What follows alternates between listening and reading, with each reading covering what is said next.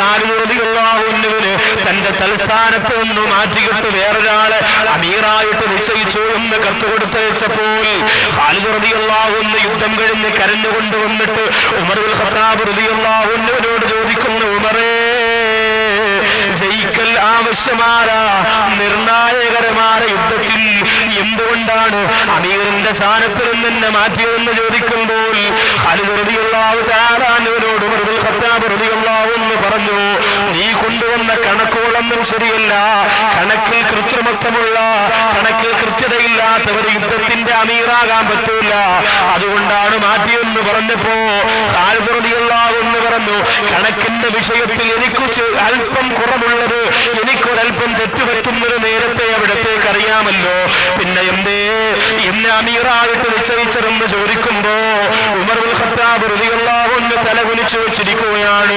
ഖാലിദ് റളിയല്ലാഹു അൻഹുവിന് അറിയാം, അതുകൊണ്ടല്ല എന്നെ അമീറിന്റെ സ്ഥാനത്ത് നിന്ന് മാറ്റിയത്, വേറെന്തോ തക്കതായ കാരണമുണ്ടാകും. ആ കാരണം എന്തെന്നറിയാനുള്ള ആർത്തി കൊണ്ട് ഉമർ ഇബ്നുൽ ഖത്താബ് റളിയല്ലാഹു അൻഹുവിനെ മുഖമിങ്ങനെ നിവർത്തി വെച്ച് നോക്കുമ്പോ സയ്യിദുനാ ഉമർ ഇബ്നുൽ ഖത്താബ് റളിയല്ലാഹു അൻഹു കരയുകയാണ്. ഖാലിദ് റളിയല്ലാഹു അൻഹു ചോദിക്കുന്നു, എന്തേ ഉമറേ അവിടുന്ന് കരയാനുണ്ടായ കാരണം എന്താ? ഉമർ ഇബ്നുൽ ഖത്താബ് റളിയല്ലാഹു അൻഹു ചോദിക്കുന്നു, ഖാലിദേ, നിനക്ക് നരകത്തെ പേടിയില്ലേ? ഖാലിദേ, നരകത്തെ നീ പേടിക്കുന്നില്ലേ? ഖാലിദേ. ഖാലിദ് റളിയല്ലാഹു തആല എന്ന് പറഞ്ഞു, എന്നെ അമീറിന്റെ സ്ഥാനത്ത് നിന്ന് മാറ്റിയത് നരകവുമായിട്ട് എന്ത് ബന്ധമാണ് ചോദിക്കുമ്പോ ഉമർ ഇബ്നുൽ ഖത്താബ് റളിയല്ലാഹു അൻഹു പറയുകയാണ്, ലാ യദ്ഖുലുൽ ജന്ന മൻ കാന ഫീ ഖൽബി മിസ്ഖാലു ദർറത്തിൻ മിൻ കിബ്ർ. അണു അളവ് അഹങ്കാരം ഒരു മനുഷ്യന്റെ ഹൃദയത്തിലുണ്ടെങ്കിൽ അവര് സ്വർഗത്തിൽ കടക്കുകയില്ല എന്ന് നബി തങ്ങൾ പറഞ്ഞില്ലേ? അവർക്ക് നരകമല്ലേ, നരകത്തിന്റെ ഒന്നാമത്തെ കവാടമല്ലേ? അതുകൊണ്ട് ഖാലിദേ, ഇത്രയും ജനങ്ങൾ നിന്റെ പേര് പറഞ്ഞുകൊണ്ട് നിന്നെ പുകഴ്ത്തുമ്പോ, നിന്റെ പേര് പറഞ്ഞുകൊണ്ട് മുദ്രാവാക്യം വിളിക്കുമ്പോ, ഖാലിദേ, നിന്റെ മനസ്സിലേക്ക് നീ ഇച്ചിരി കഴിവുള്ളവനാണെന്ന ചിന്ത വരുന്നത് അഹങ്കാരമല്ലേ? അങ്ങനെ അഹങ്കാരം വന്നാ നിനക്കല്ലാഹു ആഗ്രഹിക്കുന്ന സ്വർഗം തരൂലല്ലോ, നിനക്കല്ല നരകം തരുമല്ലോ. അത് പേടിച്ചുകൊണ്ടാണ് യുദ്ധം തോക്കുന്നെങ്കിൽ പോട്ടെ, പക്ഷേ നിനക്ക് നരകം കിട്ടാൻ പാടില്ല. എന്ത് ചിന്ത കൊണ്ടാണ് നിന്നെ ഞാൻ മാറ്റിയതെന്ന് പറയുമ്പോ ഉമർ ഇബ്നുൽ ഖത്താബ് റളിയല്ലാഹു തആല അൻഹു വാരിപ്പുണർന്നുകൊണ്ട് പൊട്ടിക്കരഞ്ഞു പോരെങ്കിൽ എന്റെ തഴവാ കുറ്റിപ്പുറത്ത് വന്ന പ്രിയപ്പെട്ട സഹോദരങ്ങളെ, ഏതെങ്കിലും ഒരു രീതിയിൽ നിങ്ങളുടെ അഹങ്കാരം പിടിപെട്ടിട്ടില്ലേ? പല രീതിയിലാണ് അഹങ്കാരം വരിക. ഏറ്റവും അധികം അഹങ്കാരം വരുന്നത് പണത്തിന്റെ പേരിലാണ്. പണത്തിന്റെ പേരിൽ അഹങ്കരിക്കല്ലേ. പണത്തിന്റെ പേരിൽ ഏറ്റവും കൂടുതൽ അഹങ്കരിച്ച ഒരാളുണ്ടായിരുന്നു. അതാരായിരുന്നെന്നറിയോ? അല്ലാഹുവിന്റെ ഖുർആൻ പറഞ്ഞു തരുന്നു. സൂറത്തുൽ ഖസസ് പഠിക്കുമ്പോൾ നിങ്ങൾക്ക് മനസ്സിലാകും. ഇന്ന ഖാറൂൻ കാന മിൻ ഖൗമി മൂസാ ഫബഗാ അലൈഹിം വആതൈനാഹു മിനൽ കുനൂസ് മാ ഇന്ന മഫാത്തിഹു ലതനൂ ബിൽ ഉസ്ബതി ഉലിൽ ഖുവാ. ഖാറൂൻ എന്ന് പറയുന്ന ഒരു അഹങ്കാരത്തിന്റെ രൂപം കൊണ്ട് നൃത്തം ചവിട്ടിയ മനുഷ്യരുണ്ടായിരുന്നു. മൂസാ നബിയുടെ ജനതയിൽപ്പെട്ട ആളായിരുന്നു. എന്തേ? അല്ലാഹു ഒരുപാട് പണം കൊടുത്ത് അഹങ്കരിച്ചു. വൈകുന്നേരങ്ങളിൽ തന്റെ ശരീരത്തിന്റെ തങ്കാഭരണങ്ങളെ പുറത്ത് കാണിച്ചുകൊണ്ട് നടന്നു പോകുമ്പോ പാവപ്പെട്ട ജനങ്ങളാ ഖാറൂനിനെ നോക്കിയിട്ട് പറയും, യാ ലൈതനീ മിസ്ലമാ ഊതിയ ഖാറൂൻ. ഖാറൂനിന് കൊടുത്തതുപോലെ കിട്ടിയിരുന്നെങ്കിൽ കൊള്ളാമായിരുന്നു. തഴവാ കുറ്റിപ്പുറത്തിന്റെ പരിസരത്തുള്ള പാവപ്പെട്ടവര് ചിന്തിക്കാറില്ലേ? വില കൂടിയ വാഹനത്തിൽ അയൽവാസിയാറെ സഹോദരി ചാരിയിരുന്ന് പോകുമ്പോ, അയൽവക്കക്കാര് 4 നില മണിമാളിക പണിയുമ്പോ, ലക്ഷക്കണക്കിന് രൂപയുടെ അടിച്ചുപൊളിക്കൽ അവരുടെ വീട്ടിൽ നടക്കുമ്പോ, ഒരു മോള കല്യാണം 100 കോടി രൂപയുടെ സ്വർണം ചെലവഴിച്ചുകൊണ്ട് നടത്തുമ്പോ അത് കണ്ട് അത്ഭുതപ്പെടുന്ന പെണ്ണേ, നീ മനസ്സുകൊണ്ട് ചിന്തിക്കാറില്ലേ? യാ ലൈതനീ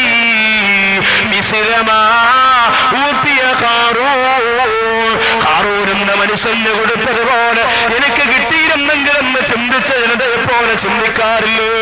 എന്നാൽ അചഞ്ചലമായ മനസ്സിന്റെ അകത്ത് അരക്കിട്ടുറപ്പിച്ച വിശ്വാസമുള്ള മുത്തഖീങ്ങൾ എന്താ പറഞ്ഞത്? ലാ തഫ്റഹ് ഇന്നല്ലാഹ ലാ യുഹിബ്ബുൽ ഫരിഹീൻ. എടോ ഖാറൂനേ, നീ ഒരുപാട് ചാടണ്ട, നീ ഒരുപാട് അഹങ്കരിക്കണ്ട, നീ ഒരുപാട് ആഹ്ലാദിക്കണ്ട. ഒരുപാട് അതിരികണം ആഹ്ലാദിക്കുന്നവര് അല്ലാഹുവിന് ഇഷ്ടമല്ല എന്ന് നല്ല വിശ്വാസികൾ പറഞ്ഞു കൊടുത്തു. അവസാനം ഖാറൂനിന്റെ കൊട്ടാരവും ഖാറൂനും ഭൂമിയുടെ ഒരു ഭാഗം പിളർത്തി അള്ളാഹു അതിന്റെ അകത്തിട്ട് അടച്ചു. എന്നിട്ട് അള്ളാഹു അദാബ് കൊടുത്തത് ഖുർആൻ വ്യക്തമാക്കി. പെരുമ്പാവൂര് ടൗണിൽ 3 കോടി രൂപയുടെ ഭക്ഷണമാണ് ഒരു മോളെ കല്യാണത്തിന് വാപ്പിച്ചു വെച്ചത്. മുസ്ലിമാണ്. 3 കോടി രൂപയുടെ ഭക്ഷണം. എത്ര പാവപ്പെട്ടവരുണ്ടെന്നറിയോ?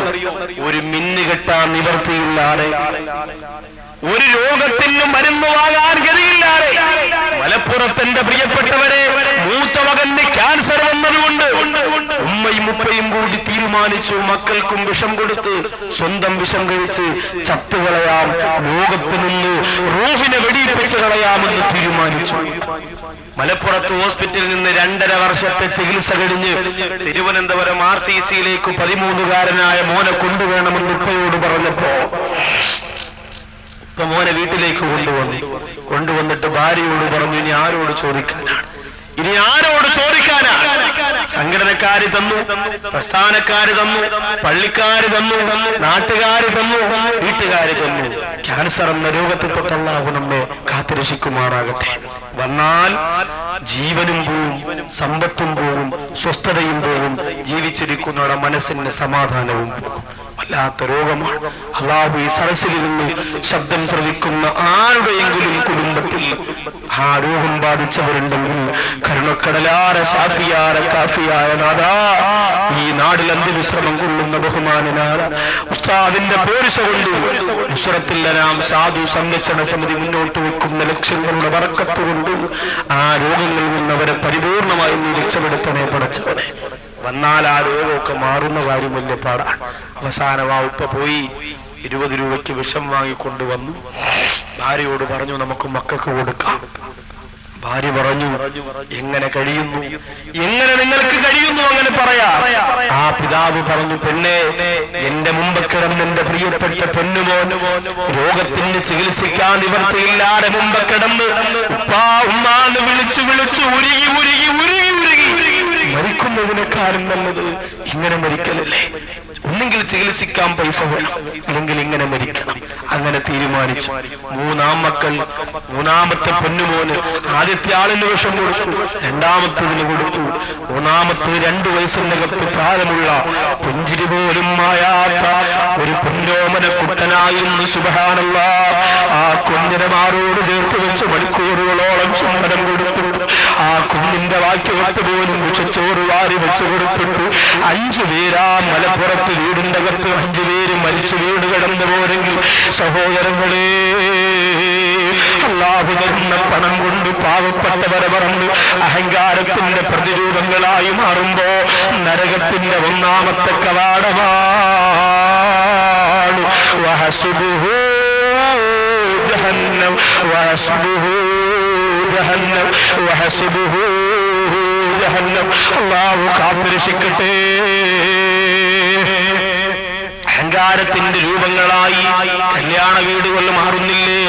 ബഹുമാനപ്പെട്ട തഴവ ഉസ്താദ് പറഞ്ഞതുപോലെ ബിരിയാണി വേണ്ടവർ പോകണേ തെക്കോട്ട്, നെച്ചോറ്റിനാഗ്രഹമുള്ളവർ വടക്കോട്ട്, വെറും ചോറ് കറിയും പ്രഥമനും കിഴക്കോട്ട്, കൈ കഴുകുവാൻ പോകേണ്ടതാ താഴോട്ട്.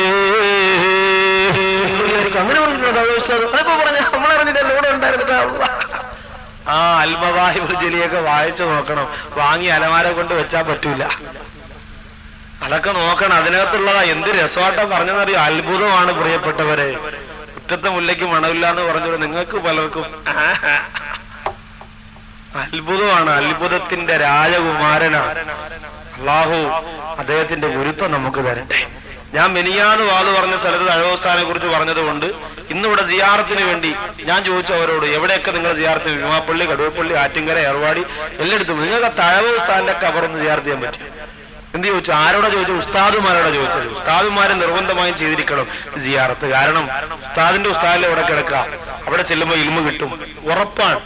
അങ്ങനെ ഒരു സുഹൃത്ത് ഇന്നിവിടെ സിയാറത്തിന് വന്നിട്ട് വിളിച്ചിട്ട് പറഞ്ഞു, ഞാൻ ഇന്ന് വന്നപ്പോൾ നിങ്ങളുടെ പോസ്റ്ററൊക്കെ വിളിക്കുകയാണ്, ഏതായാലും വാത് കുറച്ചു നേരം കേട്ടിട്ടേ പോകുള്ളൂ എന്ന് പറഞ്ഞ് ഇവിടെ ഉണ്ടായിരുന്നു. പോയോന്നറിയില്ല. ഏതായാലും പ്രിയപ്പെട്ടവർ, അദ്ദേഹം പറയാ കല്യാണത്തിന്റെ മാമാങ്കം. അടുത്ത് ഞാനൊരു കല്യാണത്തിന് പോയി. വലിയ വലിയ പണക്കാരുടെ കല്യാണത്തിന് അങ്ങനെ പോവാതിരിക്കലാണ് പതിവ്. അങ്ങനെ പോയി ചെന്നപ്പോ ആഡിറ്റോറിയത്തിന്റെ ഫ്രണ്ടിൽ കാശ് കൊടുത്ത ഒരു ഓഡിറ്റോറിയം.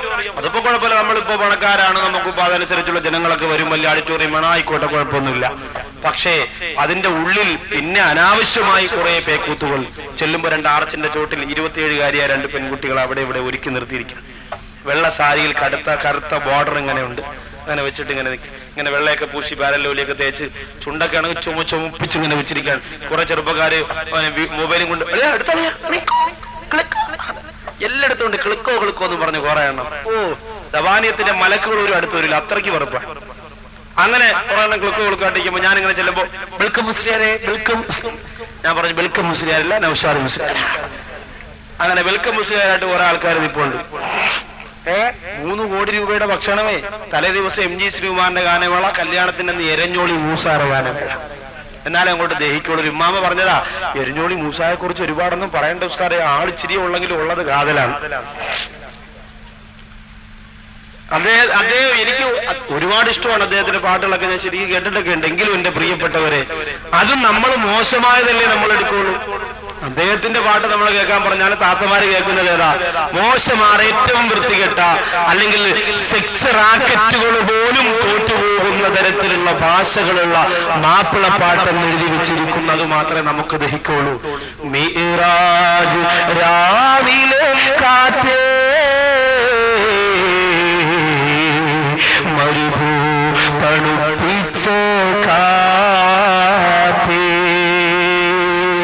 ആ വരിയുടെ അർത്ഥം മാത്രം നിങ്ങളൊന്ന് ചിന്തിച്ചു നോക്കി.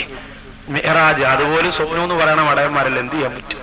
മിഅ്റാജ് പോലും സ്വപ്നമാണെന്ന് പറയാം, വിശദത്തിൽ നിന്ന് മാറുന്നില്ല, മടങ്ങി വരുന്നു. റസൂലുള്ളാഹിയെ കുറിച്ച് പറഞ്ഞാൽ പിന്നെ എനിക്ക് വല്ലാത്ത ഒരു അനുഭവമാണ്. അതുകൊണ്ട് അതിലേക്ക് കടക്കുന്നില്ല, തിരിച്ചു വരുന്നു. എന്റെ പ്രിയപ്പെട്ട സഹോദരങ്ങളെ, അങ്ങനെ പണം കൊണ്ടുവന്ന മോള കല്യാണത്തിന് അഹങ്കാരത്തിന്റെ രൂപം പടിയുന്നവരെ, അങ്ങനെ വീടിന്റെയും നാടിന്റെയും എല്ലാ പ്രശസ്തിയുടെയും പവറിന്റെയും പ്രതിരൂപം പണം കൊണ്ട് നിങ്ങൾ നൃത്തം ചവിട്ടുമ്പോ ഓർക്കണേ, വമ്മ യുവനീ അൻഹുമാലുഹു ഇദാ തറദ്ദാ. നീയൊന്ന് മറിഞ്ഞു വീണുപോയാൽ നിന്റെ പണത്തിന് നിന്നെ പിടിച്ചെടുന്നേൽപ്പിക്കാൻ പറ്റൂല. ലക്ഷക്കണക്കിന് രൂപ കൊണ്ട് കെട്ടിവെക്കാൻ പറ്റോ? 21 ദിവസം ചടയമംഗലത്തുള്ള മുഹമ്മദ് റാഫി എന്ന സഹോദരൻ തിരുവനന്തപുരം അനന്തപുരിയിൽ ബോധമില്ലാതെ കിടന്ന് 21 ദിവസമാണ്. 2 വീലർ അപകടത്തിൽപ്പെട്ട് പോസ്റ്റിലേക്ക് തല പോയിടിച്ചിട്ടു. 22ാമത്തെ ദിവസമില്ലേ ആ സഹോദരൻ മരണപ്പെടുമ്പോ കൂട്ടുകാര് ലക്ഷങ്ങൾ കൊണ്ടുവന്ന് ഹോസ്പിറ്റലിന്റെ മുമ്പ് വെച്ചില്ലേ? ആ ജീവൻ തിരിച്ചു കിട്ടാൻ പറ്റൂലല്ലോ.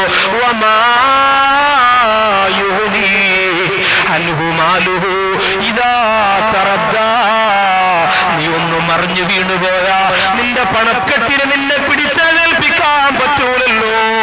അല്ലാഹു നമ്മെ കാത്തുരക്ഷിക്കട്ടെ. ലക്ഷക്കണക്കിന് രൂപ മുടക്കിയിട്ടും മാറാത്ത രോഗത്തിൽ നിന്ന് കടയാതെ പടച്ചോനെന്നെ കാത്തുരക്ഷിക്കട്ടെ. പള്ളിയുടെ നടയിൽ പോയി കരച്ചീപ്പ് വിരിച്ചുകൊണ്ട് ശാല് വിരിച്ചുകൊണ്ട് എന്റെ മോന് ഓപ്പറേഷനാണ്, എന്റെ മോൾക്ക് കാല് സുഖമില്ല, കിഡ്നി തകരാറാണ് എന്ന് പറഞ്ഞുകൊണ്ട് ജുമാകളിൽ ഇറങ്ങിപ്പോകുന്നവരിട്ട് തരുന്ന 2 രൂപയും 5 രൂപയും നുള്ളിപ്പടക്കിയെടുക്കുന്ന ഗതികേട് അല്ലാഹു നമ്മെ തന്ന് മാറ്റിത്തരട്ടെ. നമ്മുടെ നാട്ടിൽ അങ്ങനെ ആരെങ്കിലും കഷ്ടപ്പെടുന്നവരുണ്ടെങ്കിൽ കരുണക്കടലായ നാഥാ, അവരെ നീ അതിൽ നിന്ന് രക്ഷപ്പെടുത്തണേ റബ്ബേ.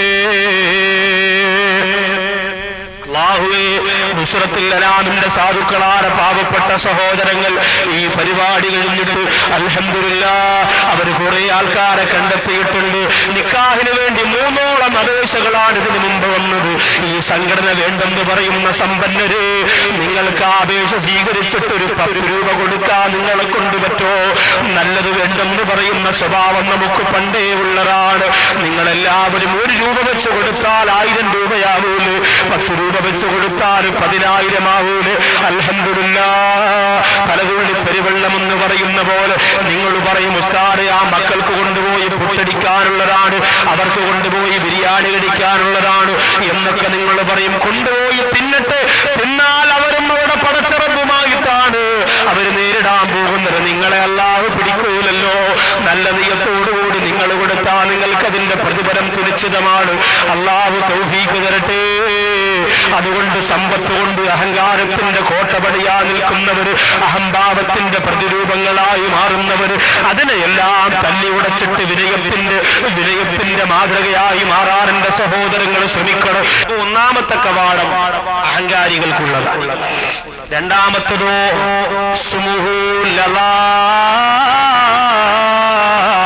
നരകത്തിന്റെ രണ്ടാമത്തെ കവാടത്തിന്റെ പേരിൽ ലള എന്നാണ്. ലള സാമ്പത്തിക സൂക്ഷ്മതയില്ലാത്തവരാണ് അതിൽ കടന്നു പോകുന്നത്.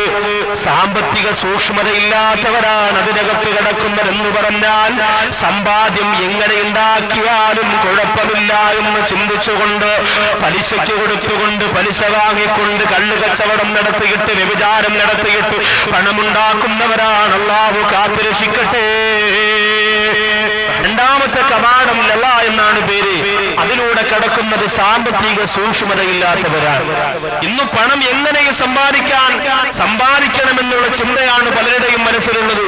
സഹോദരങ്ങളെ, ഹൈറായ രീതിയിലൂടെ പണം സമ്പാദിച്ചാൽ അതിനൊരു ബറക്കത്താണ്. ഹറാമിലേക്ക് വിട്ടുപോകാതെ പണം സമ്പാദിച്ചാൽ അതിനൊരു ബറക്കത്താണ്. പലിശ എന്ന് പറയുന്നതിന്റെ പ്രിയപ്പെട്ടവരെ ഇന്ന് തകർത്തു തിമിർത്ത് ആടിക്കൊണ്ടിരിക്കുകയാണ്. ഹജ്ജിന് പോകുന്നവര് പോലും പോയിട്ട് വന്നിട്ട് പോലും പലിശയുടെ ബാക്കി വാങ്ങുന്ന കാലമാണ്. എന്റെ പ്രിയപ്പെട്ട സഹോദരങ്ങളെല്ലാം കൊട്ടേഷൻ ടീമിൽ പ്രവർത്തിച്ചുകൊണ്ട് കൈവെട്ടിയിട്ട്, കാല് വെട്ടിയിട്ട്, തല വെട്ടിയിട്ട്, ഗുണ്ടാപിരിവ് നടത്തിയിട്ട് കിട്ടുന്ന പണം കൊണ്ട് ഉദരപൂരണം നടത്തുന്നവരാണ്. ഒഴിവാക്കണം. അപ്പമാരുടെ മനസ്സിലൊക്കെ ചിന്ത 5 മക്കളുണ്ടെങ്കിൽ ഒരാൾ ഗുണ്ടയായിരിക്കണമെന്ന്. ഒരാൾ ഹാഫിദ്, ഒരാൾ ആലിം, ഒരാൾ ഗുണ്ട. കാരണം വാപ്പാക്ക് ധൈര്യമായിട്ട് ഇറങ്ങി നടക്കാൻ തടകയിൽ ആരും വിരട്ടൂല. വിരട്ടിയാൽ എന്റെ മോനെ ശുക്കൂറിനെ ഇപ്പൊ ഞാൻ വിളിക്കുമെന്ന് പറഞ്ഞ് മൊബൈൽ എടുക്കുമ്പോ വേണ്ട ഒന്നും വേണ്ട, അവനെ വിളിക്കണം.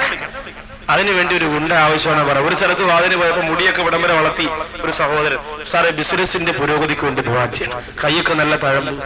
എന്താണ് ബിസിനസ്? ഞാനൊരു ചെറിയ ഗുണ്ടയാണ്. അല്ലാഹുമ്മ അൻസിൽ ഫീ ഗുണ്ട വൽ ഗുണ്ട എന്ന് ദുആ ചെയ്യാൻ പറ്റും. ചെറിയ ഗുണ്ടയാണ് പോലും. ആലോചിച്ച നമ്മൾ. അപ്പോ അങ്ങനെ മറ്റുള്ളവരെ വഞ്ചിച്ചുകൊണ്ട്, പറ്റിച്ചുകൊണ്ട്, തട്ടിയെടുത്തുകൊണ്ട് ഇന്നുണ്ടല്ലോ റിയൽ എസ്റ്റേറ്റ് ബിസിനസ്. പാരൻ അല പാരിഹിം എന്ന് പറഞ്ഞ പോലെ ഒരാൾ മറ്റൊരാൾക്ക് പാരയാണ്. നേരം വെളുക്കും പറയാം മറ്റോ മൊബൈൽ എടുത്ത് അല്ലോട് ഒറ്റോട്ട നേരം വെളുക്കുമ്പോൾ ഓടുക. എന്നിട്ട് പാര വെച്ചുകൊണ്ട് മറ്റുള്ളവരെ കരയിപ്പിച്ചുകൊണ്ട് ഒരു തുണ്ട് ഭൂമിക്ക് വേണ്ടി കൂടപ്പുറപ്പിനെ വരെ ചവിട്ടിത്താഴ്ത്തിയിട്ട് എന്റെ പ്രിയപ്പെട്ടവരെ പണമുണ്ടാക്കിയെന്ന് അഹങ്കാരത്തോടെ പറയുന്നവരാലോചിച്ചോ. ഇന്നലികുല്ലി ഉമ്മത്തിൻ ഫിത്ന വഫിത്നതു ഉമ്മത്തി അൽമാ. എല്ലാ സമുദായത്തിനും അല്ലാഹു ഫിത്ന കൊടുത്തിട്ടുണ്ട്. വഫിത്നതു ഉമ്മത്തി അൽമാ. എന്റെ സമുദായത്തിന് അല്ലാഹു കൊടുത്തിരിക്കുന്ന ഫിത്ന അത് സമ്പത്താണ്. അത് സമ്പത്താണ്. അത് ക്യാൻസറല്ല, ട്യൂമറല്ല, എയ്ഡ്സ് അല്ല, സമ്പത്താണ് എന്ന് ലോകത്തിന്റെ നായകൻ പറയുമ്പോൾ ആ സമ്പത്ത് വരുമ്പോ നമ്മുടെ രൂപം മാറുന്നില്ലേ? നമ്മുടെ കോലം മാറുന്നില്ലേ? നമ്മുടെ ഭാവം മാറുന്നില്ലേ? പ്രമാണമില്ല സൊസൈറ്റിയിൽ വെച്ച് കേൾവിപ്പോവാണ്. ഉസ്താദിനോട് വന്ന് പറയുന്നു 100 രൂപ ഉസ്താദിന് കൊണ്ട് കൊടുത്ത് ദുആ ചെയ്യണം. സാറേ ഞാൻ രക്ഷപ്പെട്ടാ നിങ്ങളെ ടൈമാണ്, നിങ്ങളെവിടെ ആരും ഒന്നും പറയൂല, മാസാമാസം ഞാൻ തരും 10,000 രൂപ, നിങ്ങൾ വിഷമിക്കണ്ട, ഞാൻ രക്ഷപ്പെടാൻ വേണ്ടി ദുആ ചെയ്യണം. ചെറ്റക്കൂരൊക്കെ പണയപ്പെടുത്തിയിട്ട് പോവാൻ മാമാക്ക് 50 രൂപ, അസിസ്റ്റന്റിന് 75 രൂപ, ഉസ്താദിന് 100 രൂപ കണക്കാക്കി കൊടുത്ത് കേൾവിപ്പോയി. ഉസ്താദ് കരഞ്ഞു വിളിച്ചൊരു ദുആ അങ്ങോട്ട് ചെയ്ത് ചെന്ന് കയറി ഉടനെ അവൻ തിരിച്ച് നാട്ടിൽ വിളിച്ചു, ഉമ്മച്ചി ഉസ്താദിന്റെ ദുആ കബൂലായി ഉമ്മാ. കണ്ണു കണ്ടുകൂടാത്തൊരു പൊട്ടൻ അറബിയാണ് എനിക്ക് കിട്ടിയത്. അല്ലാഹ് എത്ര വാരിക്കൊണ്ടുവന്നോ ഒന്നോടൊമ്മ അറിയൂല ഉസ്താദ് കിടിലൻ തന്നെ. 2 കൊല്ലം അവിടെ നിന്ന് 25 കൊല്ലം ഒരാൾ നിന്ന് മോട്ടിച്ചാ കിട്ടുന്ന പൈസ മൊത്തം ഉണ്ടാക്കി നാട്ടിൽ വന്നു. വന്നപ്പോ ഉസ്താദ് വിചാരിച്ചിരുന്നു ഗോള് തന്നെ നമ്മൾ ദുആയൊക്കെ ചെയ്ത് സെറ്റപ്പായ പയ്യൻ വന്നു. ഉസ്താദിനെ കണ്ടോണ്ട് ഉസ്താദ് ഓടിച്ചെന്ന് ഉസ്താദിന്റെ സ്ഥലം ഇവിടെ തഴവേലോ. ഉസ്താദ് ചോദിച്ചു എന്തോടെ എന്റെ കവലിനകത്ത് ചേമ്പ വെച്ചിട്ടിരിക്കുകയാണ്, സംസാരിക്കാൻ വയ്യ, വയറൊക്കെ ഇറങ്ങി കവളൊക്കെ പെരുവി ഉസ്താദ് സ്ഥലം ഇവിടെ. ഉസ്താദ് അന്തം വിട്ടുപോയി. കാരണം എന്താണെന്നറിയോ? കുറച്ച് നോട്ട് കെട്ടുകൾ ഇപ്പൊ അവന് കിട്ടി. അതാണ് ഈ മാറ്റം. ഉസ്താദിനെ അറിയാൻ വയ്യ. മോദി സാഹിബ് ഓടി വന്നിപ്പോ കിട്ടുമെന്നും പറഞ്ഞ് ചവിട്ടി തൂത്തുകൊണ്ട് വണ്ടി എടുത്തോണ്ട് ഒറ്റ പോക്ക്. ആരെയും തിരിച്ചറിയുന്നില്ല. പണ്ട് അവസാനം പോക്കത്തി കിടന്ന 10 രൂപ കാണിക്ക വഞ്ചിയിലേക്ക് ഇട്ടുകൊടുത്തു പോയ ഓർമ്മ പോലും ഇന്നവനില്ല. എന്തുകൊണ്ട്? പണം വന്നു മൂടിയത്. പാവപ്പെട്ട ചെറ്റക്കൂരയിൽ കഴിഞ്ഞിരുന്ന പാവപ്പെട്ട പെൺകുട്ടികളെ എത്രയോ മിടുക്കന്മാരായ സഹോദരങ്ങൾ സ്ത്രീധനോ അച്ചാരോ ഒന്നും വേണ്ടാന്ന് പറഞ്ഞുകൊണ്ടുപോയി നിക്കാഹ് കഴിച്ച് വീട്ടിൽ കൊണ്ടുപോയി. ഇന്ന് ഏറ്റവും കൂടുതൽ അഹങ്കരിക്കുന്നത് അന്ന് പാവപ്പെട്ട കൊള്ളി ജീവിച്ച പെൺകുട്ടികളാണ്. കാരണം എന്താ? ഇന്നവർക്ക് സെറ്റപ്പായി, ഇന്നവർക്ക് പണമായി, ഇന്നവർക്ക് മൊബൈലായി. ഇന്ന് പിന്നെ ഭർത്താവ് വരച്ച വരയിൽ നിൽക്കുന്നു. ഇന്ന് പിന്നെ എവിടെ ആ മോഡലൊക്കെ ആയി, പണം ഒരുപാടായി. ഇന്ന് എന്റെ പ്രിയപ്പെട്ടവരെ, പർദ്ദയ്ക്കകത്ത് ചുരിദാറിനകത്ത് 4 പോക്കറ്റും 10 മൊബൈലും 100 മെമ്മറി കാർഡും 500 സിമ്മുമില്ലാത്ത പെണ്ണ് നമ്മുടെ നാട്ടിലില്ലാത്ത അവസ്ഥ വരെ അഹങ്കാരത്തിന്റെ പ്രതിരൂപങ്ങളായി. എല്ലാ പെൺകുട്ടികളും ബൈക്കും ബുള്ളറ്റും ഓടിച്ചു തുടങ്ങി. ഭർത്താവ് പുറകിലിരിക്കുന്നു, പെണ്ണ് ഹെൽമറ്റും വെച്ച് ഫ്രണ്ടിലിരിക്കുന്നു. ആ രീതിയിലായി. ആലോചിക്കണം നമ്മൾ. അഹങ്കാരികളാകാൻ തോണ സമയം വേണ്ട സഹോദരിമാരെ. അതുകൊണ്ട് പണം കിട്ടുമ്പോൾ ഒരുപാട് ശ്രദ്ധിക്കണം. ഹറാമായ രീതിയിലൂടെ പണം സമ്പാദിച്ചാൽ ആ പണം കൊണ്ട് ഖൈറായ ഒരു കാര്യവും നിനക്ക് ചെയ്യാൻ പറ്റില്ല. ഹറാമായ രീതിയിലൂടെ പണം ചെലവഴിച്ച അതിന്റെ ഓരോ കാശിനും അല്ലാഹുവിനോട് കണക്ക് പറയേണ്ടി വരും. കള്ളിന് വേണ്ടി എത്രയാ എന്റെ ചെറുപ്പക്കാരാ നീ ചെലവഴിക്കുന്നത്? കള്ളിന് വേണ്ടി എത്രയാ ചെലവഴിക്കുന്നത്? കൂട്ടുകാര് പറയും എന്റെ കയ്യിൽ കാശില്ലടാ. അപ്പയവും പറയും നീ വിഷമിക്കണ്ടടാ, അതൊക്കെ എന്റെ വാപ്പച്ചി ഉണ്ടാക്കിയിട്ടുണ്ട്, നീ വാ, നിനക്ക് ഞാനല്ലേ പാർട്ടി നടത്തുന്നത്, നമ്മുടെ പാർട്ടി ജയിച്ചടാ, അല്ലെങ്കിൽ എന്റെ പാർട്ടിക്ക് സൊസൈറ്റി കിട്ടിയടാ, അതുകൊണ്ട് നീ വാ എന്ന് പറഞ്ഞുകൊണ്ട് തോളത്ത് കൈയിട്ടുകൊണ്ട് കൂട്ടുകാരോട് വാഹനം പിടിച്ചുകൊണ്ട് ബിവറേജ് ഷാപ്പിലേക്ക് പോയിട്ട് കാശ് മടക്കുന്ന സഹോദരാ, ഓരോ ശില്ലിക്കാശിനും അള്ളാനോട് കണക്ക് പറയേണ്ടി വരും. 1 രൂപയില്ലല്ലോ എന്ന് പറഞ്ഞ് മെഡിക്കൽ കോളേജിന്റെ മുന്നിൽ ഭർത്താവിന് മരുന്ന് വാങ്ങാൻ കാശില്ലാതെ ഭർത്താവിന് മാത്രം അവകാശപ്പെട്ട തന്റെ സൗന്ദര്യമുള്ള ശരീരത്തെ ലോഡ്ജിലേക്ക് ചൂണ്ടിക്കാണിയിട്ട് കാണിച്ചിട്ടും 250 രൂപയ്ക്ക് ശരീരം വിറ്റ് ഭർത്താവിന് മരുന്ന് വാങ്ങാനോടും നൂറുകണക്കാണ് ഈ സമുദായത്തിന്റെ പെൺകുട്ടികളുടെ നെഞ്ചത്തത് വിട്ടുകിട്ട് കണ്ടുപിടിച്ച് അറമാദിക്കുന്ന അഹങ്കാരത്തിന്റെ പ്രതിരൂപങ്ങളാണ് പിശാചിന്റെ അനുയായികളായ അരപ്പരിച്ചുപോട് യുവത്വമേ. എന്റെ ശബ്ദം ശ്രമിക്കുന്നവര് മുഴുവനും അത്തരക്കാരാണെന്നതിന് അർത്ഥമില്ല. എവിടെയെങ്കിലും ഇരുന്ന് കേൾക്കുന്നവരോ നിങ്ങളുടെ കൂട്ടുകാരോ ആരെങ്കിലും ഇതിൽ പെട്ടുപോകുന്നവരാണെങ്കിൽ മോനെ ഇത്തിരി പോലെ ജീവിതത്തെ തട്ടിക്കളിക്കാതിക്കാറ് അള്ളാന്റെ പൊരുത്തത്തിലേക്ക് പറമകളെ പോലെ ചിറക് വെച്ച് പറന്നുയരാനുള്ള സമയം വൈകിപ്പോയെന്ന് പറഞ്ഞ് മനസ്സിലാക്കി കൊടുത്തിട്ട് നാളെ ഇവിടെ കൊണ്ടുവന്നിരിപ്പിക്കോ. ഈ സരസിൽ നിന്ന് നാളെ എഴുന്നേറ്റ് പോകുമ്പോ കണ്ണീരോടെ ദുആ ചെയ്തുകൊണ്ട് പുതിയ ഒരു യുവത്വത്തിന്റെ ഈമാൻ തിളയ്ക്കുന്ന പ്രതികാരമുള്ള ഇബ്ലീസിനോട് പ്രതികാരമുള്ള പൈശാചിനോട് പ്രതികാരമുള്ള അല്ലാഹുവിനോട് ഏറ്റവും നല്ല അടുക്കാൻ ആർത്തിയുള്ള ആഗ്രഹമുള്ള ആവേശമുള്ള അത്യാഗ്രഹമുള്ള ഈമാനിന്റെ ചുണക്കുട്ടന്മാരായി ഈ സരസിൽ എഴുന്നേൽക്കണം. അല്ലാഹു അതിന് നമുക്ക് ഭാഗ്യം തരട്ടെ. അതുകൊണ്ട് ഹറാമായ വഴികൾ എളുപ്പമാണ് പണം സമ്പാദിക്കാൻ. പലിശയ്ക്ക് കൊടുത്താൽ എത്രയോ ലക്ഷക്കണക്കിന് രൂപയാണ് കിട്ടുന്നത്. ഒരു ചരിത്രം ഇന്ന് സമ്മാനമായി നിങ്ങൾക്ക് തരാൻ പോവാണ്. ഇബ്നു ഹജർ റളിയല്ലാഹു തആല അൻഹു അല്ലാഹുവിനെ ഒരുപാട് വയന്ന് ജീവിച്ച മഹാനുഭാവനാണ്. പടച്ചതമ്പുരാന്റെ പള്ളിക്കകത്ത് റമളാനിന്റെ രാത്രിയിൽ ഇബ്നു ഹജർ റളിയല്ലാഹു തആല എത്തിക്കാതിരിക്കുകയാണ്. ലൈലത്തുൽ ഖദറിന്റെ രാവാണ്. ലൈലത്തുൽ ഖദറിന്റെ രാവിൽ ബഹുമാനപ്പെട്ട ഇബ്നു ഹജർ റളിയല്ലാഹു അൻഹു പരിശുദ്ധമായ പള്ളിക്കകത്ത് നെയ്യത്തോടെ എത്തിക്കാതിരിക്കുമ്പോ നമുക്കറിയാം ആ രാവ് വളരെ ശ്രേഷ്ഠമാണ്. ലൈലത്തുൽ ഖദരി ഖൈറും മിൻ അൽഫി ശഹർ തനസ്സലുൽ മലായികതു വറൂഹു ഫീഹാ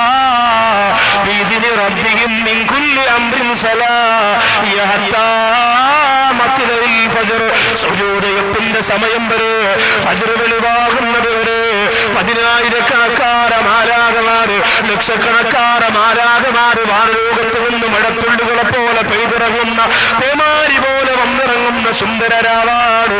ആ രാവിലെ അല്ലാഹുവിന്റെ പള്ളിക്കകത്ത് ഇഅ്തികാഫിന് നിയ്യത്ത് ചെയ്തുകൊണ്ട് ഇബ്നു ഹജർ റളിയല്ലാഹു അൻഹു കഴിഞ്ഞുകൂടുമ്പോ പാതിരാത്രി മനസ്സുകൊണ്ട് ചിന്തിക്കുന്നു, അല്ലാഹ് എന്റെ ഉപ്പച്ചാന അടക്കിയിരിക്കുന്നത് ഈ ഖബറിലല്ലേ, ഈ പള്ളിയുടെ ഖബർസ്ഥാനിലല്ലേ എന്റെ ഉപ്പാന അടക്കിയിരിക്കുന്നതല്ല.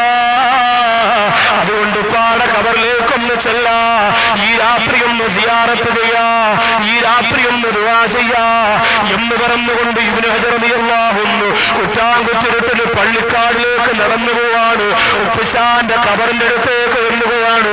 അവിടെ ചെന്നിട്ട് ഉപ്പച്ചാന്റെ ഖബറിലേക്ക് നോക്കി സലാം പറയുകയാണ്.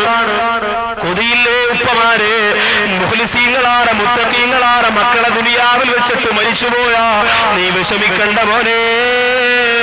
നിന്റെ ഖബറിന്റെ അടുത്തേക്ക് പ്രിയപ്പെട്ട മക്കൾ വന്ന് ദുആ ചെയ്യുമ്പോ, പ്രത്യേകിച്ച് റമളാനിന്റെ രാത്രിയല്ലേ, ലൈലത്തുൽ ഖദറിന്റെ രാവല്ലേ, വല്ലാത്ത സുഖമായിരിക്കുമല്ലോ. എന്റെ വാപ്പാക്ക് പുറത്തു കൊടുക്കണേ അല്ലാഹ്, ഖബർ വിശാലമാക്കണേ അല്ലാഹ് എന്ന് പറഞ്ഞുകൊണ്ട് ഇബ്നു ഹജർ റളിയല്ലാഹു അൻഹു റമളാന്റെ രാത്രിയിൽ, ലൈലത്തുൽ ഖദറിന്റെ രാത്രിയിൽ ദുആ അരക്കുമ്പോ ആ കുറ്റാകുറ്റിരുട്ടിൽ പള്ളിയുടെ ഏതോ ഭാഗത്തു നിന്ന് ഭയാനകരമായ ഒരു ശബ്ദം മുടങ്ങി കേൾക്കുകയാണ്. ഞെട്ടിത്തരിച്ചുപോയി, റബ്ബേ ആരാണ് ഈ നിലവിളിക്കുന്നത്, ആരാണ് ഈ പൊട്ടിക്കരയുന്നത്? വല്ലാത്ത അന്തം വിട്ടന്താണിച്ചു പോലെ പൊട്ടിക്കരച്ചിലാണ്. ആരാണെന്നറിയാൻ വയ്യ. ജീവനോടെ തീക്കുണ്ടാരത്തിലേക്ക് വലിച്ചെറിയുമ്പോ നിലവിളിക്കുന്ന പോലെ, ജീവനുള്ള ശരീരത്തിന്റെ തൊലി വലിച്ചെറിയുമ്പോ പൊട്ടിക്കരയുന്ന പോലെ, കഷണമായി മുറിച്ചെറിയുമ്പോ നിലവിളിക്കുന്ന പോലെ ഒരു മനുഷ്യൻ കിടന്ന് നിലവിളിക്കുന്നു. എന്തെന്നറിയാറ് ഇബ്നു ഹജർ റളിയല്ലാഹു അൻഹു ഏത് ഭാഗത്തുനിന്നാണ് കേൾക്കുന്നതെന്നറിയാറ്. പള്ളിയുടെ പള്ളിപ്പറമ്പാകുന്ന ഖബറിന്റെ ഭാഗത്ത് മുഴുവനും ഇങ്ങനെ കറങ്ങിപ്പോകുമ്പോ, അതേ കാടുകൾക്കിടയിൽ നിറയ്ക്കപ്പെട്ടിരിക്കുന്ന ഒരു ഖബറ്, ഇടിഞ്ഞുപോലെ കുടുങ്ങിത്താണു പോയ ഒരു ഖബറ്. സുബ്ഹാനല്ലാഹ്, ആ ഖബറിന്റെ അകത്തിരുന്നാണ് ഈ നിലവിളി കേട്ടത്. ഇബ്നു ഹജർ റളിയല്ലാഹു അൻഹു ഞെട്ടിത്തരിച്ചു പോയി, മുട്ടുകാല് വിറച്ചുപോയി, പള്ളിയിലേക്ക് പോയി. സുബ്ഹ് നിസ്കാരത്തിന് പള്ളിയിൽ വന്ന ഏറ്റവും പ്രായം കൂടിയ ഒരു ഉപ്പാനോട് പറഞ്ഞു, ഉപ്പാ ഒരു ഖബർ ഞാൻ കാണിച്ചു തന്നാൽ അതിനകത്താരെയാണ് അടക്കപ്പെട്ടിരിക്കുന്നതെന്ന് ഉപ്പയൊന്ന് പറയുമോ? ആ ഉപ്പ പറയുന്ന തങ്ങള് 30 വർഷമായിട്ട് ഇവിടെ ആരെയൊക്കെ അടക്കിയിട്ടുണ്ടോ അവരുടെ പേരെനിക്കറിയാം, അവരുടെ ഖബർ എനിക്കറിയാം. ഇബ്നു ഹജർ റളിയല്ലാഹു അൻഹു ആ പ്രിയപ്പെട്ട ഉപ്പാന്റെ കയ്യും പിടിച്ചുകൊണ്ട് ചെല്ലുകയാണ്. രാത്രിയിൽ താൻ നിലവിളി കേട്ട, പൊട്ടിക്കരച്ചിൽ കേട്ട ഖബറിന്റെ ഭാഗത്തേക്ക് കൊണ്ടുപോയിട്ട് ചോദിക്കുന്നു, ഉപ്പാ ഇതാരുടെ ഖബറാണ് ഉപ്പാ? ആ ഉപ്പ പറയുന്നു, തങ്ങള് ഈ ഖബറിന്റെ അകത്ത് നിന്ന് നിലവിളി കേൾക്കാൻ സാധ്യതയില്ല. കാരണം ഇയാൾ കൃത്യമായി നിസ്കരിച്ചിരുന്ന ആളാണ്, നോമ്പ് പിടിച്ചിരുന്ന ആളാണ്. പിന്നെ എന്തേ കരഞ്ഞുപോയതെന്ന് എനിക്കറിയില്ല തങ്ങള്. ഇബ്നു ഹജർ റളിയല്ലാഹു അൻഹു പറയുകയാണ്, ഒന്ന് ഓർത്തു നോക്കിയേ, ഒന്നാലോചിച്ചു നോക്കിയേ, ജീവിതത്തിൽ അല്ല പൊറുക്കാത്ത എന്തെങ്കിലും തെറ്റ് ചെയ്തിരുന്നോ എന്ന് ചിന്തിക്കാൻ പറയുമ്പോൾ ഇബ്നു ഹജർ റളിയല്ലാഹു അൻഹുവിനോട് ആ ഉപ്പ പറയുന്നു, തങ്ങള് ഒരു കാര്യം എനിക്ക് ഓർമ്മ വരികയാ. മരിക്കുന്നതിനും കുറെ മാസങ്ങൾക്ക് മുമ്പ് ഇയാൾക്കൊരു രോഗം പിടിപെട്ടത് കൊണ്ട്, ജോലിക്കൊന്നും പോകാൻ പറ്റാത്തത് കൊണ്ട് ഭാര്യ പറഞ്ഞു, അദ്ദേഹത്തിനോട് ഭാര്യ പറഞ്ഞു, ഇനി നിങ്ങളൊരു ജോലിക്കും പോണ്ട, ഇത്രയും നാൾ കച്ചവടം ചെയ്ത ലാഭം എടുത്തുകൊണ്ട് അതിനെ അങ്ങ് പലിശയ്ക്ക് കൊടുക്കാ. അങ്ങനെ ഭാര്യയുടെ വാക്ക് കേട്ടുകൊണ്ട് 10,000 രൂപ പലിശയ്ക്ക് കൊടുത്ത് ജീവിച്ച മനുഷ്യനാണ്. ആ പലിശയ്ക്ക് കൊടുത്ത് കൊടുത്ത് കൊടുത്ത് അവസാനം അസ്രായീൽ ഒന്ന് കൊണ്ടുപോയി തങ്ങളെ. ഇബ്നു ഹജർ റളിയല്ലാഹു അൻഹു പറയുകയാണ്, സുബ്ഹാനല്ലാഹ്, പലിശക്കാരന്റെ റമളാനിന്റെ ലൈലത്തുൽ ഖദറിന്റെ രാത്രി പോലും ഖബറിന്റെ അകത്ത് സമാധാനമില്ല. പാവപ്പെട്ടവന്റെ നീരൂറ്റി കുടിച്ചിട്ട് പണമുണ്ടാക്കുന്നവനെ നെളിഞ്ഞുകൊണ്ട് തേച്ച് മടങ്ങാത്ത ചുളുങ്ങാത്ത ഡ്രസ്സിട്ടുകൊണ്ട് മീശയിൽ ചാരിയിരുന്നുകൊണ്ട് നീളമുള്ള മൊബൈലും കൊണ്ടിറങ്ങി അഹങ്കാരത്തിന്റെ കോലത്തിൽ നടക്കുന്നവരെ നിങ്ങൾ ചിന്തിക്കുമല്ലോ, ഇന്ന് തഴവയിൽ എനിക്ക് കുറെ ജനങ്ങളുണ്ട്, എനിക്ക് കുറെ ആൾക്കാരുണ്ട്, എല്ലാവരും കാണുമ്പോനെ അത് ദുനിയാവിൽ മാത്രമാണ്. നിന്റെ കണ്ണടഞ്ഞു പോയ ആ സെക്കൻഡ് മുതൽ മോനെ പിന്നെ നരകത്തിന്റെ തീയാണ്. അതുകൊണ്ട് സാമ്പത്തിക സൂക്ഷ്മത പാലിക്കണേ പെങ്ങള്. ഹറാമായത് കടത്തിയിടല്ലേ, ഹറാമായത് കഴിക്കല്ലേ. എന്തിനേറെ ഒരു തുണിക്കടയിലേക്ക് തുണിയെടുക്കാൻ പോയാൽ ആ കടയിൽ ചെന്നിട്ട് 600 രൂപയുടെ സാരി 400 രൂപയ്ക്ക് വാങ്ങിക്കൊണ്ടുവരുമ്പോ കടക്കാരൻ പറയുന്നു, ഗതിയില്ലാതെ സമ്മതിച്ചതാണെന്നൊരു വാക്ക് പറഞ്ഞാൽ 200 രൂപയുടെ ഭാഗം ഹറാമാണ് പെണ്ണേ. സാരി ഉടുത്തുകൊണ്ട് നിസ്കരിച്ച നിന്റെ നിസ്കാരം ശരിയല്ല. കടക്കാരെ പറ്റിച്ചുകൊണ്ട് കൊണ്ടുവന്ന പർദ്ദയുണ്ടല്ലോ, ആ പർദ്ദയിട്ടുകൊണ്ട് നിസ്കരിച്ച നിന്റെ നിസ്കാരം ശരിയല്ല. എന്റെ പ്രിയപ്പെട്ട ചെറുപ്പക്കാരാ, പെരുന്നാളിന് ജീൻസ് വാങ്ങാൻ പോയി 1100 രൂപയുടെ ജീൻസ് പറഞ്ഞ് ശല്യം കാരണവസാനം 500 രൂപയ്ക്കാണ് നിനക്ക് തന്നതെങ്കിൽ മോനെ നല്ല മനസ്സോടെ പൊരുത്തത്തോടു കൂടിയല്ല വില കുറച്ച് തന്നതെങ്കിൽ അത് ഹറാമാണ് മോനെ, അതുപോലും ഹറാമാണ്. പലിശ മാത്രമല്ല ഹറാമായത്, അയൽവാസിയുടെ പൊരുത്തമില്ലാതെ അവരുടെ മാവിൽ നിൽക്കുന്ന മാമ്പഴം അടർന്നു വീണതില്ലേ, അത് പെറുക്കി മക്കൾക്ക് കൊടുക്കുന്നത് പോലും ഹറാമാണ്. അബൂ ദുജാന റളിയല്ലാഹു അൻഹു അതുകൊണ്ടല്ലേ നബി തങ്ങളോട് പറഞ്ഞത്, നബിയേ ഇന്ന് സുബഹി കഴിഞ്ഞ് ഒരുപാട് നേരം എനിക്ക് പള്ളിയിലിരിക്കാൻ പറ്റൂല. ഇന്നലെ ഞാനങ്ങനെ ഇരുന്നിട്ട് ചെന്നപ്പോ ജോലി കുറച്ചു ദിവസം കൊണ്ടില്ല നബിയേ, അതുകൊണ്ട് കുടുംബം പട്ടിണിയാണ് നബിയേ. എന്റെ പ്രിയപ്പെട്ട മക്കള് വിശന്ന് തളർന്ന് വീടിന്റെ മുമ്പിലേക്ക് വന്ന് അബീ അബീ എന്ന് വിളിച്ചുകൊണ്ട് കരഞ്ഞപ്പോ അപ്പുറത്ത് താമസിക്കുന്ന ജൂതന്റെ ആ വൃക്ഷത്തിൽ നിന്ന് ഫലങ്ങൾ ഇങ്ങനെ പഴുപ്പന്റെ വീടുമുറ്റത്തേക്ക് വീണതാണ്. ആ മക്കള് പോയി ഇഴന്നെടുത്ത് കഴിച്ചു നബിയേ. ഞാൻ വേഗം തന്നിട്ട് വിശന്ന് വലന്ന എന്റെ മക്കളുടെ വായ്ക്കകത്തേക്ക് കൈകടത്തിയിട്ട് അതിന് പുറത്തേക്ക് ഛർദിപ്പിച്ചു കളഞ്ഞു നബിയേ എന്ന് പറയുമ്പോ അവരുടെ അനുയായികളായി മര്യാദയുടെ മഹിതത്വങ്ങൾ സ്വീകരിച്ചുകൊണ്ട് ജീവിക്കാനുള്ള ഇന്ന് വിദേശ രാജ്യത്ത് വലിയ മോഷണം നടത്തുന്നില്ലേ? സൗദി അറേബ്യ എന്ന പരിശുദ്ധമായ രാജ്യത്ത് പോലും കള്ളം പഠിച്ചുകൊണ്ട് മോഷണം പഠിച്ചുകൊണ്ട് എന്റെ പ്രിയപ്പെട്ടവരെ എത്രയോ സ്ഥാപനങ്ങളിൽ നിന്ന് കയ്യിട്ട് വാരിയിട്ട് നാട്ടിൽ വന്നിട്ട് ആഡംബരത്തോടെ ജീവിക്കുന്നില്ലേ മോനെ? അവിടെ പോയി അറബിയെ പറ്റിച്ച് പണമുണ്ടാക്കിയിട്ട് നാട്ടിൽ വിളിച്ചു പറയും, വാപ്പാ റെഡിയായിക്കോ ഹജ്ജിന് പോകണം, ഉമ്മ റെഡിയായിക്കോ ഹജ്ജിന് പോകണം. കുറെ അറബികളൊക്കെ ഞാൻ എത്തിങ്കാനയിലാക്കിയിട്ടുണ്ട്, എല്ലാം കൂടെ വാരിക്കൊണ്ട് വരെയാണ് റെഡിയായിക്കോ എന്ന് പറഞ്ഞ് 90 വയസ്സായ വാപ്പാനെ ഉമ്മാനെ മക്കത്ത് കൊണ്ടുപോയി ചുമന്നിറക്കുമ്പോ അള്ളാഹ് പൊരുത്തപ്പെടുമെന്ന് കരുതണ്ട മോനെ. സൗദി അറേബ്യയിൽ 6200 രൂപ മാസ ശമ്പളം വാങ്ങി 2.5 വർഷം കൊണ്ട് ജോലി ചെയ്യുന്ന ഒരു സഹോദരനെ മക്കത്ത് വെച്ച് കണ്ടതാണ്. എന്തേ ഈ ശമ്പളം കൊണ്ട് നിനക്ക് ജീവിക്കാൻ കഴിയുന്നല്ലോ, എന്തുകൊണ്ട് നിർത്തിയിട്ട് നാട്ടിൽ പോയാലും കിട്ടുമല്ലോ 10,000 എന്ന് ചോദിച്ചപ്പോ ആ സഹോദരൻ പറയുന്നു, ഉസ്താദേ നാട്ടിൽ പോയാൽ ചിലപ്പോ 10,000 കിട്ടും, ചിലപ്പോ 15,000 കിട്ടും. പക്ഷേ ഇവിടെ ഒരു മാസത്തിൽ ഒരു ദിവസം എന്റെ പ്രിയപ്പെട്ട കഫീല് വിശുദ്ധമായ ഹറമിൽ പോയി നിസ്കരിക്കാൻ എനിക്ക് അനുവാദം തന്നിട്ടുണ്ട് ഉസ്താദ്.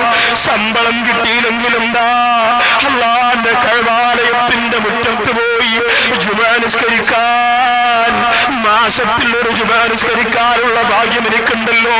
പോട്ടെ ഉസ്താദേ, 3 മാസത്തിൽ ഒരു വ്യാഴാഴ്ച കിടന്ന് അല്ലാഹുവിന്റെ ഹബീബ് കിടന്നിറങ്ങുന്ന മദീന മസ്ജിദുൻ നബവിയുടെ പരിശുദ്ധമായ മുറ്റത്ത് പോകാൻ അവിടെ പോയി ലക്ഷക്കണക്കിന് സ്വലാത്ത് നബിതങ്ങൾക്ക് കൊടുത്തു ആ റസൂലുള്ളാഹിയുടെ മസ്ജിദുൻ നബവിയുടെ മുറ്റത്ത് കിടക്കാൻ 3 മാസത്തിൽ ഒരു ദിവസം എനിക്ക് അനുവാദമുണ്ടല്ലോ. പിന്നെന്തിനാണ് പൈസ? എന്റെ മക്കൾ ഇത്തിരി പട്ടിണി കിടക്കട്ടെ, ഞാൻ റൗള ശരീഫിന്റെ മുന്നിൽ എന്റെ മക്കൾക്ക് വേണ്ടി ദുആ ചെയ്യുന്നുണ്ടല്ലോ. ഈ പരിശുദ്ധ മനസ്സെന്തേ നമുക്കില്ലാതെ മക്കയിൽ പോലും വ്യഭിചാരത്തിന് കൂട്ടുനിൽക്കുന്നവരെ, സൗദി അറേബ്യയിൽ പോലും കള്ള് കച്ചവടം നടത്തി വിജയിക്കുന്നവരെ ആരെങ്ങനെ ചെയ്തിട്ടുണ്ടോ? അവരാരും നിലവിളിച്ച് കരയാതെ സൗദി അറേബ്യയിൽ നിന്ന് നാട്ടിലേക്ക് വന്ന ചരിത്രം ഇന്നുവരെ ഇല്ല. എന്റെ പ്രിയപ്പെട്ടവരെ, ഈ സെക്കൻഡ് വരെ ഉണ്ടായിട്ടില്ല. വെല്ലുവിളിക്കുകയാണ് ഞാൻ. സൗദി എന്ന് പറയുന്ന രാജ്യത്ത് നിന്ന് റസൂലുള്ളാഹിയുടെ മണ്ണിൽ ചവിട്ടി നിന്നുകൊണ്ട് നിങ്ങൾക്കാർക്കെങ്കിലും കള്ളം ചെയ്ത് ജയിക്കാൻ പറ്റുമോ? വെല്ലുവിളിക്കുകയാണ് സഹോദരങ്ങള്.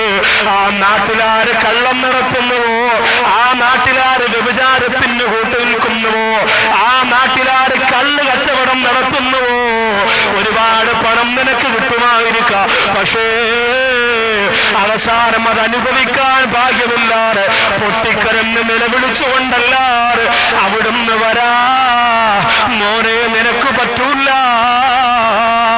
അതുകൊണ്ട് പണം അപകടം പിടിച്ച ഒരു പരിപാടിയാണ്. തീരെ ഇല്ലെങ്കിലും നാശമാണ്, ഒരുപാട് കൂടിപ്പോയാലും ദൂഷ്യമാണ്. അല്ലാഹു ദാരിദ്ര്യത്തിൽ നിന്ന് ഞങ്ങളെ രക്ഷപ്പെടുത്തട്ടെ. എത്ര പണമുണ്ടെങ്കിലും ഒരു സെക്കൻഡ് പോരെ, ആ പണം മുഴുവനും നമുക്കെതിരാകാൻ ഒരു സെക്കൻഡ് പോരെ. അല്ലാഹു കാത്തിരക്ഷിക്കട്ടെ.